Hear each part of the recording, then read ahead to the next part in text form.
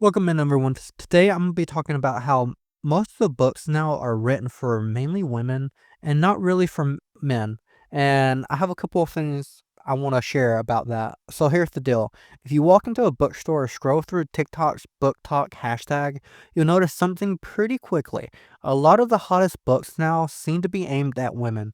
Romance novels, emotional drama, stories about families and relationships. These are dominating the shelves. And honestly, it's not just a feeling. Studies back this up. According to the research from places like Nelson and the World Economic Forum, women are reading more than ever, and by 2020, they were publishing over 50% of the books in the US, a huge jump from the 20% in the 1970s. Meanwhile, men, well, they're not keeping up.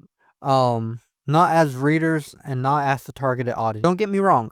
There's nothing bad about books for women. I mean, women are crushing it in the literature world, and that's awesome. But there are some questions. Why does it feel like men are being sidelined? Let's break it down in three big reasons. First off, women read more.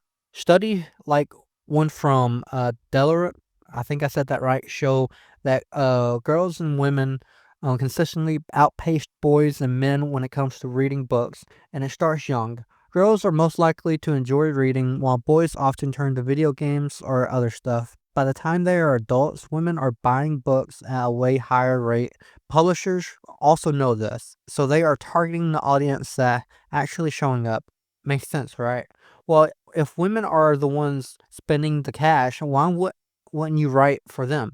Reason number two, the genre men traditionally gravitate towards, like action, packed thriller, sci-fi, or war novels, aren't getting the same hype. Sure, you've got your Lee Childs and James Pattersons out there, but big culture buzz, it's all about romance, contemporary fiction, emotional stories, stuff that market heavily towards women. Book Talk's the perfect example. Scroll through it, and it's a Court of Thorns and Roses or The Love Hypnosis. Where's the spy thrillers for the guys? Now, they're out there, but they're not the ones blowing. In my third example, there's a cultural shift happening as well. Publishing is going from being a very male-dominant space to where women are calling it the shots, both as authors and as industry leaders. This isn't a conspiracy. It's just how the numbers have shaken out. Women are writing stories that resonate with them, and since they are the majority of the readers, those stories get amplified. Meanwhile, men's voices and stories aimed at men are getting quieter in the mainstream. It's not that they don't exist, it's just they're not focused. Okay, let's put this to the test. I've got the most popular books from the last 3 years right here, 2022 to 2024, based on sales, Goodreads data, and bestseller list. I'll run through them real quick. You tell me, do you think these are aimed? Who do you think these are aimed at? Let's go. First up, It Ends With Us by Colin Hoover. Sorry if I said his name wrong.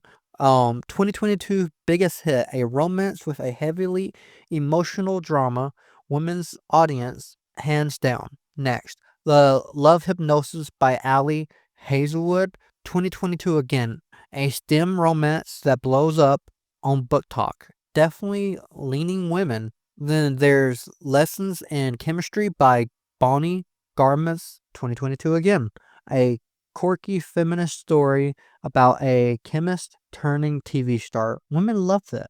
Moving to 2023, romance comedy by Curtis Sittenfeld. Again, if I said the name wrong, I'm sorry. A smart, funny love story. Guess who's reading that?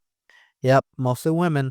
And Demon Copperhead by Barbara Kingsolver in 2023. Literally, fiction with a male protagonist, but it got the emotional depth women tend to go for. See the pattern?